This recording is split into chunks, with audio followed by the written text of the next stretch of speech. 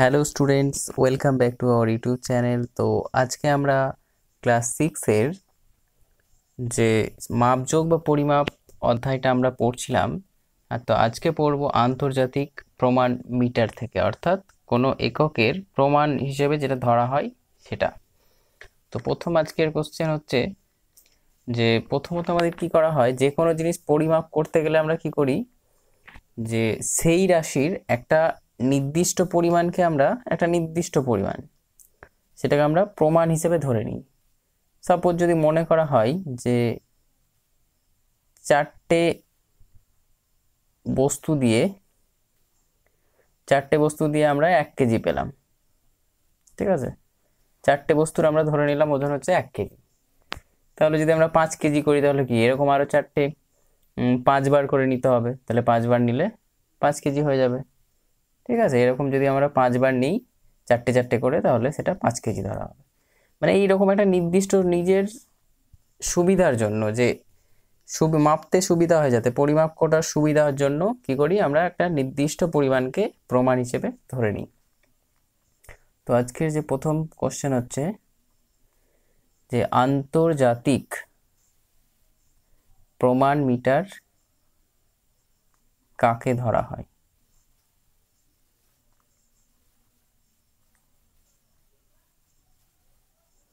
কাকে ধরা হয়। তো এখানে তোমাদের বইতে কোশ্চেনটা দেওয়া আছে 66 পেজে অ্যান্সার সমেত। তো আমি অ্যান্সারটা একটু বুঝিয়ে দিচ্ছি যে 1889 ফ্রান্সের প্যারিস শহরের international bureau of weights and measures, ফ্রান্সের কোথায় করা হয়েছে এটা, ফ্রান্সের প্যারিসে, ফ্রান্সের প্যারিস শহরে international bureau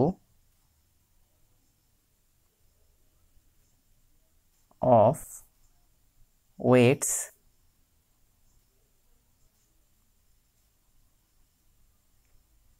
and measures, international bureau of weights and measures নামক সংস্থায়, ঠিক আছে। এই সংস্থার মধ্যে 0°C তাপমাত্রায় রাখা প্ল্যাটিনাম, 0°C এ প্ল্যাটিনাম, ঠিক আছে, প্ল্যাটিনাম যেটা নেওয়া হয় 90%, আর একটা হচ্ছে ইরিডিয়াম যেটা নেওয়া হয় 10%, ঠিক আছে। এই দুটো সংকর ধাতু দিয়ে তৈরি একটা সংকর ধাতু, ঠিক আছে। এতটা ধরে নিলাম, ঠিক আছে। এরকম মানে সংকর ধাতুর একটা তৈরি আছে, এখানে আছে 90% আছে পিটি যেটাকে বলা হয় প্ল্যাটিনাম, আর 10% রয়েছে ইরিডিয়াম, ঠিক আছে, ওয়াইআর যেটাকে বলা হয় ইরিডিয়াম। তাহলে এখানে এখানে কিছু দাগ আছে, সেই নির্দিষ্ট দুটি দাগের মধ্যে যে দূরত্ব সেটাকে বলা হয় আন্তর্জাতিক প্রমাণ মিটার, ঠিক আছে। তো সংজ্ঞাটা হয়ে যাচ্ছে 1889 সালে ফ্রান্সের প্যারিস শহরে international bureau of weights and মেজার্সে 0°C তাপমাত্রায় রাখা প্ল্যাটিনাম ও ইরিডিয়াম সংকর ধাতুর তৈরি একটা দণ্ডের দুই প্রান্তের, ঠিক আছে, একটি দণ্ডের দুই প্রান্তের দুটি নির্দিষ্ট দাগের মাঝের দূরত্বকে বলা হয় আন্তর্জাতিক প্রমাণ মিটার। এরপরে আমরা অঙ্কে কিছু দেখেছি যে যেখানে থাকে কিলোমিটার, কিমি, hectometre, decametre, metre, decimetre, centimetre, আর হচ্ছে মিলিমিটার। তো এগুলো করার সময় আমরা কি করি, পরিবর্তন করার সময় কিমি থেকে যদি আমরা হেক্টোমিটার যাই, ঠিক আছে, তাহলে এটাকে আমরা 10 দিয়ে গুণ করব। আবার যদি হেক্টোমিটার থেকে ডেকামিটার যাই আবার 10 দিয়ে গুণ করব। ডেকামিটার থেকে মিটার গেলে আবার 10 দিয়ে গুণ করব, মিটার থেকে ডেসিমিটার গেলে আবার 10 দিয়ে গুণ করব, ডেকামিটার থেকে সেন্টিমিটারে, এই ডেসিমিটার থেকে সেন্টিমিটারে গেলে আবার 10, আবার সেন্টিমিটার থেকে মিলিমিটারে গেলে আবার 10, মানে 1 ঘরের পরিবর্তন হলে 10। কি করতে হয়, এই কিলোমিটার থেকে এই দিকে গেলে গুণ, আর যদি এই দিক থেকে এদিকে আসতে হয় তাহলে ভাগ। ঠিক আছে, 10 দিয়ে ভাগ, ভাগ 10, ভাগ 10, ভাগ 10, ভাগ 10, ভাগ 10। তাহলে এটা আমরা ইজিলি জানি যে কিলোমিটার থেকে ডেকামিটার করতে বললে কি করবো আমরা, যে কিলোমিটার, হেক্টোমিটার, ডেকামিটার, তাহলে কত ঘর হচ্ছে, 3 ঘর। তাহলে একটা 0, একটা 1 আর দুটো 0, মানে 100 দিয়ে গুণ করতে হবে কিলোমিটার থেকে ডেকামিটার করতে গেলে। এরপর আমরা দেখি যে আমরা দাড়ি পাল্লা দিয়ে যেটা পরিমাপ করি সেটা কি পরিমাপ করি, দাড়ি পাল্লা বা সাধারণ তুলা যন্ত্র। তাহলে দাড়ি পাল্লা দিয়ে কি পরিমাপ করা হয়, এটা হচ্ছে কোশ্চেন। তাহলে এর অ্যান্সার আমাদের কি হবে, ভর পরিমাপ করা হয়। ঠিক আছে, যে কোনো বস্তুর ভর পরিমাপ করা হয় দাঁড়িপাল্লার সাহায্যে। এসআই পদ্ধতিতে এর একক কি হবে, এই ভরের যে এসআই পদ্ধতিতে একক, এসআইতে একক হবে কিলোগ্রাম। যে যে কোশ্চেনগুলো এখান থেকে হবে সেগুলো আমি বলে দিচ্ছি, যে ভর মাপার যন্ত্রের নাম দাঁড়িপাল্লা বা সাধারণ তুলা যন্ত্র, আর ভরের এসআইতে একক হলো কিলোগ্রাম। আর যে কোনো বস্তুর ক্ষেত্রফল, ক্ষেত্রফল আমরা কিভাবে বার করতে পারবো, যে ক্ষেত্রফল সমান হয় দৈর্ঘ্য গুণ প্রস্থ। সেটা যদি আয়তক্ষেত্রের হয় তবেই হবে এটা, আয়তক্ষেত্রের ক্ষেত্রে দৈর্ঘ্য গুণ প্রস্থ, বর্গক্ষেত্রের ক্ষেত্রে বাহুর দৈর্ঘ্য গুণ বাহুর দৈর্ঘ্য। এবার যদি সেটা বৃত্ত হয়, তাহলে বৃত্তের ক্ষেত্রে কিন্তু আমরা ব্যবহার করি পাই, ব্যবহার করি। বৃত্তের ক্ষেত্রফল হচ্ছে পাই আর স্কোয়ার বলা হয় যেটাকে। তাহলে বৃত্তের ক্ষেত্রফল নিলে আমাদের পাই চিহ্নটা আসবে, যেটা হচ্ছে এই রকম পাই, এটাকে বলা হয় পাই চিহ্ন।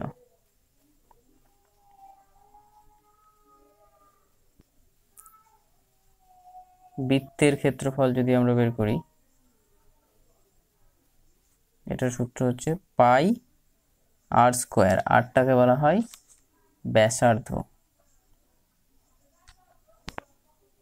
তাহলে পাই এর মান হচ্ছে 3.14, এর ভ্যালুটা নেওয়া হয় 3.14। ঠিক আছে, পাই সমান সমান 3.14। এবার আয়তন কিভাবে পরিমাপ করব, আয়তন পরিমাপ করা হয় আমাদের, আয়তন পরিমাপ করা হয় কিসের সাহায্যে, একটা মাপনী চোঙের সাহায্যে, আয়তন মাপনী চোঙ। ঠিক আছে, যে আয়তন মাপনী একটা চোঙ নিলে, সেখানে তরল নিলে, সে আয়তন মাপনী চোঙে বিভিন্ন দাগ দেওয়া থাকে এই রকম।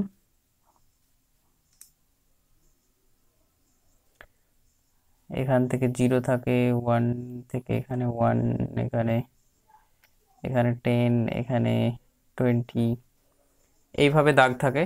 তাহলে এই পর্যন্ত তরল এলে আমাদের এটা হয়ে যাবে 20 ml। ঠিক আছে, এগুলো হচ্ছে ml এর দাগ।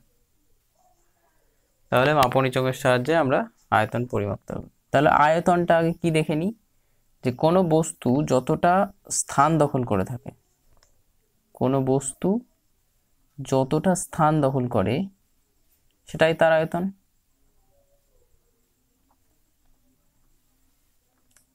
সেটা তার আয়তন। তাহলে এটা কোশ্চেন আমাদের হবে এখানে, যে আয়তন কি বা আয়তন কাকে বলা হয়, আর আয়তন কিসের সাহায্যে পরিমাপ করা হয়, আয়তন মাপনী চোঙের সাহায্যে। এসআই পদ্ধতিতে আয়তনের একক, এসআইতে আয়তনের একক, এগুলো তোমরা কোশ্চেন আকারে অবশ্যই লিখে নেবে। আয়তনের একক হচ্ছে ঘন মিটার। ঠিক আছে, এসআইতে আয়তনের একক হচ্ছে ঘনমিটার। এছাড়া লিটার, ঘনমিটার, ঘনমিটার, লিটার, লিটার 1 লিটার, লিটার সমান হচ্ছে, এটাকে বলা হয় ঘন ডেসিমিটার।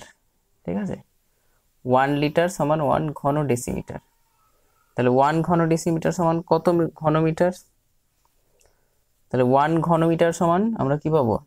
1 ঘন মিটার, মিটার থেকে ডেসিমিটার করতে গেলে কি করতে হয়? Metre decimetre. তাহলে এক ঘরের জন্য কি করতে হয়? এখানে এক ঘরের জন্য 10 দিয়ে আমাদের গুণ করতে হয়, ঘনমিটারকে 10 দিয়ে গুণ, যেহেতু ঘন মানে হচ্ছে কিউব, কথাটা আছে ঘন মানে কিউব, সেই জন্য এটা হয়ে যাবে ঘন ডেসিমিটার। সমান ভ্যালুটা কত আসবে? 10⁻³ এটা মানে আসবে 1 এর পরে 3টে জিরো, তাহলে 10 এর পাওয়ার 3 মানে 10 গুণ 10 গুণ 10, তাহলে 1 এর পরে 3টে জিরো, এটাই হয়ে যাচ্ছে ঘন ডেসিমিটার। ঠিক আছে, 1 ঘন সেমি সমান হচ্ছে আরেকটা 1 মিলিলিটার। এবার আসছি আমরা সময়। সময়ের কিভাবে পরিমাপ করা হয়, বা সময় কি? প্রথমে সময় কি কোশ্চেন, তো অ্যান্সারটা হয়ে যাচ্ছে যে কোনো দুটো ঘটনার মধ্যে যে সময়ের আমরা ব্যবধান দেখতে পাবো, এই যতক্ষণের ব্যবধান দেখতে পাবো, কোনো দুটি ঘটনার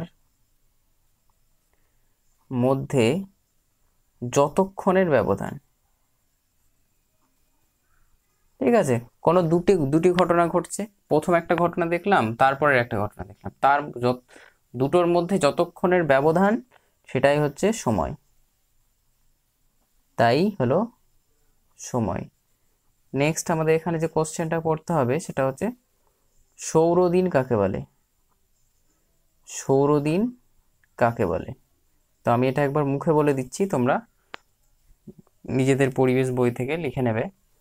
যে কোনো একটা পৃথিবীর ওপর কোনো একটা জায়গায় আমরা দেখছি যে দিনের বেলায় সূর্যের আলো পড়লো, সেই সূর্যের আলো পড়ার প্রথম আলো এসে পড়লো যখন, তারপর থেকে পরের দিন আবার প্রথম আলো এসে পড়ার যে সময় সেটাকে বলছি আমরা এক সৌরদিন। ঠিক আছে, এটা এক সৌরদিন কাকে বলে?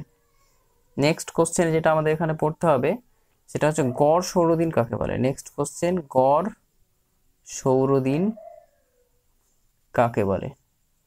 ঠিক আছে, তো বলছে যে সারা বছরের মানে আমাদের পুরো বছরের যে যতগুলো সৌরদিন, সেই সৌরদিন সবগুলোকে যোগ করে, যোগফলকে 365 দিয়ে ভাগ করে আমরা যে মানটা পাই সেটাকেই বলা হয় গড় সৌরদিন। ঠিক আছে, সৌরদিনকে আমরা একটা সৌরদিনকে 24 দিয়ে ভাগ করে আমরা 1 ঘন্টা পাই, আর 1 মিনিটকে 60 দিয়ে ভাগ করলে আমরা 1 সেকেন্ড পাই।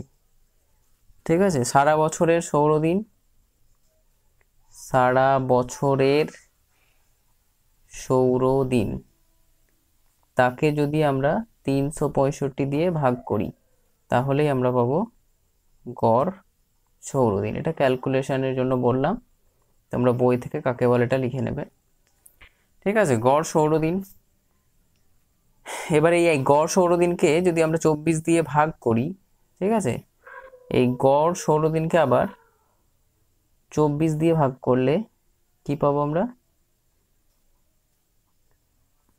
1 ঘন্টা পাবো, এটাকে বলছে আমাদের 1 ঘন্টা। তাহলে গড় সৌরদিনে কি আসবে? 24 ঘন্টায় আসবে। একদিনে যেহেতু আমরা জানি যে 24 ঘন্টা, একদিন সমান কত ঘন্টা? 24 ঘন্টা, তাহলে 24কে 24 দিয়ে ভাগ করলে 1 ঘন্টা আসবে। এবার এই 1 ঘন্টাকে যদি আমরা 60 দিয়ে ভাগ করি তাহলে আমরা কি পাবো? 1 মিনিট পাবো। এগুলো তো আমরা জানি। আবার যদি আমরা 1 মিনিটকে, ঠিক আছে, 1 মিনিটকে 60 ভাগে ভাগ করি, 1 মিনিটকে 60 ভাগে ভাগ করলে 60 ভাগে ভাগ করলে আমরা পাবো 1 সেকেন্ড। ঠিক আছে, তাহলে 1 ঘন্টাকে 60 ভাগে ভাগ করলে পাবো 1 মিনিট। ঠিক আছে, এক ঘন্টা সমান, এটাকে 60 ভাগে ধরা হয় যে 60 মিনিট, তাহলে 1 ঘন্টা সমান যদি 60 মিনিট হয় তাহলে 60 দিয়ে তাকে যদি ভাগ করি তাহলে আমরা পেয়ে যাব 60।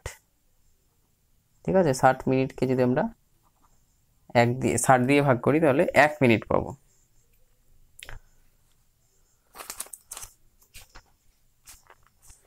নেক্সট আমরা stop watch, digital stop watch. Digital stop watch, তো স্টপ ওয়াচের সাহায্যে কি করা হয় আমরা সকলেই জানি, এখনকার দিনে প্রায়ই ব্যবহার করা হয়, যে কোনো দৌড় প্রতিযোগী দৌড়াতে কত সময় নিল, 100 মিটার দৌড়ালো, মানে দৌড়ানো শুরু করার সময় স্টপ ওয়াচ চালু করা হলো, আর দৌড়ানো শেষ হলে স্টপ ওয়াচ বন্ধ করা হলো। তাহলে সেখানে আমাদের দেখতে পাওয়া যাবে যে সে কতক্ষণে তার দৌড় কমপ্লিট করলো। বা তোমরা একটা কোনো কাজ করছো, সেই কাজটা যদি করতে কত সময় লেগেছে জানতে চাও, তাহলে আমাদের স্টপ ওয়াচের সাহায্য নিতে হবে। স্টপ ওয়াচের সাহায্যেই সেটা পরিমাপ করা হয়। ডিজিটাল স্টপ ওয়াচের সাহায্যে যেটা করা হয় যে সূক্ষ্ম সময় মাপা হয়। ঠিক আছে, সূক্ষ্মভাবে সময় মাপা হয়। একবারে কিরকম, কতটা মাপা হয়, এটার সাহায্যে আমরা 0.01 সেকেন্ড, ঠিক আছে, প্রথমে তো সেকেন্ড, তার উপর 0.01 সেকেন্ড পর্যন্ত সময় মাপতে আমরা পারি।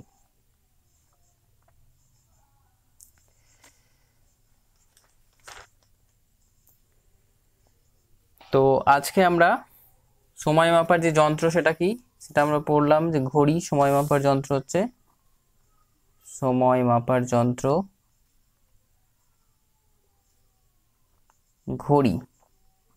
ঠিক আছে, তাহলে আজকে আমরা এইটুকুই পড়ছি, পরের থেকে আমরা শুরু করব। তো তোমরা ভালো করে ভিডিওটা মন দিয়ে দেখো। যদি তোমাদের ভিডিওটা হেল্পফুল মনে হয় বা প্রয়োজন, পরে আরও অন্য ভিডিও দরকার বা প্রয়োজন মনে হয়, তাহলে অবশ্যই চ্যানেলটিকে সাবস্ক্রাইব করে রাখবে। তাহলে তোমাদের রাখতে পারো, তাহলে তোমাদের নেক্সট ভিডিওর নোটিফিকেশনটা তোমরা পেয়ে যাবে।